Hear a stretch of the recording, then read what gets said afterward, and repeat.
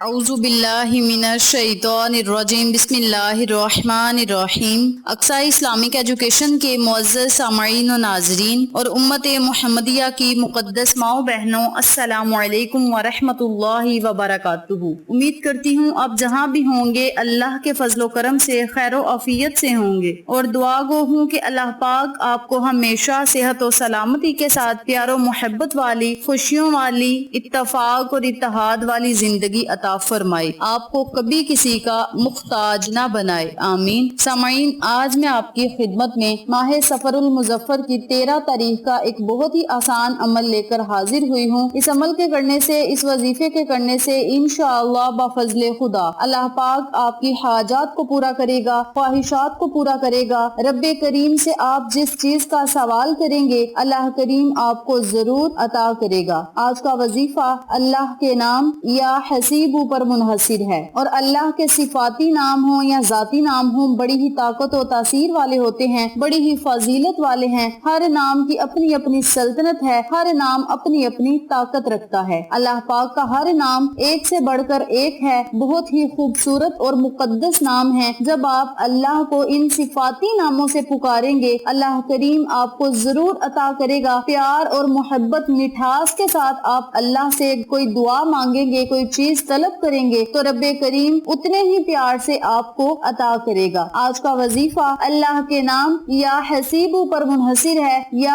حسیبو کی معنی ہے حساب لینے والا۔ اللہ تعالیٰ نے فرمایا بے شک اللہ ہر چیز کا حساب لینے والا ہے، اس کے جو بندے اسی پر توکل کرتے ہیں وہ ان کے لیے کافی ہے۔ وہ اپنی حکمت اور علم کے مطابق بندوں کے نیک اور بد اعمالوں کی ان کو پوری پوری جزا دے گا۔ وہ اعمال چاہے کتنے ہی حقیر ہوں یا کتنے ہی کبیر ہوں، اللہ سے ذرا برابر یا اس سے بھی کوئی کم چیز غائب نہیں ہو سکتی۔ یقیناً اللہ تعالیٰ ہی حسیب کافی ہے۔ اللہ تعالیٰ اپنی مخلوق کا کار و ساز ہے اور ان کے لیے ہر چیز سے کافی ہے۔ اللہ تعالیٰ اپنے بندے کے لیے بہت بہترین اور اچھا محافظ ہے۔ اللہ سے بڑھ کر کوئی بھی کسی کا محافظ یا کار و ساز نہیں ہو سکتا۔ الحسیب وہ ذات ہے جو اپنے بندوں کو بھلائی کی طرف بلاتی ہے، برائی سے روکتی ہے، اپنی حکمت علم کی بنیاد پر ہر چھوٹی بڑی چیز کا بدلہ دینے والی ہے۔ ہمارے لیے اللہ ہی کافی ہے اور وہ بہترین کار و ساز ہے۔ اسی جملے کو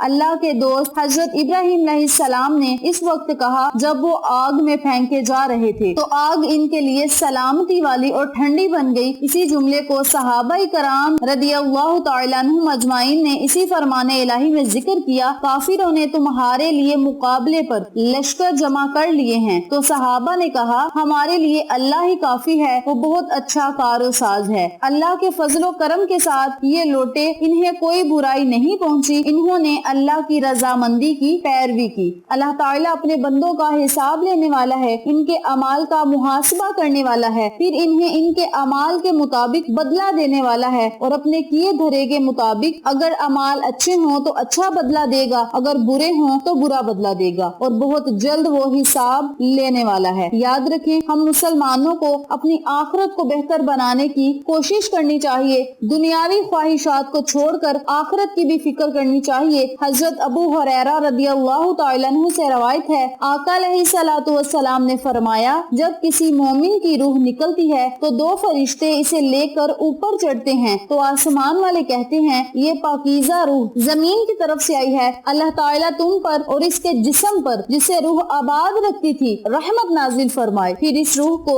رب کریم کی طرف لے کر جایا جاتا ہے، پھر اللہ تعالیٰ فرماتے ہیں تم اسے آخری وقت کے لیے لے جاؤ۔ آپ صلی اللہ علیہ وآلہ وسلم نے مزید فرمایا کافر کی روح جب نکلتی ہے تو آسمان والے کہتے ہیں کہ خبیث روح زمین کی طرف سے آئی ہے، پھر اسے کہا جاتا ہے تم اسے آخری وقت کے لیے سجن جیل خانے کی طرف لے جاؤ۔ پھر یہ بیان کرتے ہوئے آقا دو عالم تاجدار مدینہ محمد مصطفیٰ صلی اللہ علیہ وآلہ وسلم نے اپنی چادر اپنی ناک مبارک پر رکھ لی تھی۔ کافر کی روح کی بدبو بظاہر کرنے کے لیے آقا علیہ الصلوۃ والسلام نے اسی طرح کیا۔ الحسیب وہ ذات ہے جو اپنی مخلوق کی خفیہ ظاہری چیزوں کو مکمل باریکی کے ساتھ اپنے احاطہ علم میں رکھے ہوئے ہیں، اور اللہ تعالیٰ ہی کافی ہے۔ اللہ تعالیٰ کی یہ کفایت دو قسم کی ہے، کفایت عامہ، کفایت خاصہ۔ کفایت عامہ یہ کفایت اللہ تعالیٰ کے سب بندوں کو شامل ہے جو بھی ان کے دینی اور دنیاوی معاملات میں حصول نفع اور نقصان سے بچنے کے لیے انہیں ضروری ہے۔ خاصہ کفایت، یہ کفایت اللہ کے اس بندے کے ساتھ خاص ہے جو متقی اور پرہیزگار اور اسی پر توکل کرنے والا ہے۔ یہ ایسی کفایت ہے جو کہ اس کے دین دنیا کے لیے درست ہو۔ اللہ سبحانہ و تعالیٰ کا فرمان علی شان ہے، اے نبی صلی اللہ علیہ وآلہ وسلم، آپ کو اللہ تعالیٰ کافی ہے اور ان مومنوں کو بھی جو کہ آپ کی اتباع کر رہے ہیں۔ یہ اللہ پاک نے قرآن پاک سورۃ انفال کی آیت نمبر 64 میں فرمایا ہے۔ الحسیب کے معنی ہر حال میں کفایت کرنے والا ہے، چاہے وہ قیامت کے دن ہو، دنیا میں ہو یا آخرت میں ہو۔ اللہ تعالیٰ پر جو بندہ بھروسہ رکھے گا انشاءاللہ رب کریم اس کی پریشانیوں کو ختم کرے گا، تمام مقاصد میں اسے کامیابی عطا کرے گا، ہر حاجت کو پورا کرے گا، ہر خواہش کو پورا کرے گا، اس کی دعا کو قبول شرفیت کا اعزاز عطا کرے گا، محتاجی کو ختم کرے گا، مصیبتوں، خطرات، آفات سے نجات ملے گی، مشکلات آسانیوں میں بدل جائیں گی، اور اللہ کریم سے آپ دعا کیا کریں کہ مولا ہماری آخرت کو بھی بہتر بنا۔ جب ہماری روح آسمان کی طرف پرواز کرے تو فرشتے اور آسمان والے یوں ہی کہیں کہ یہ مقدس روح اللہ تعالیٰ کی طرف جا رہی ہے۔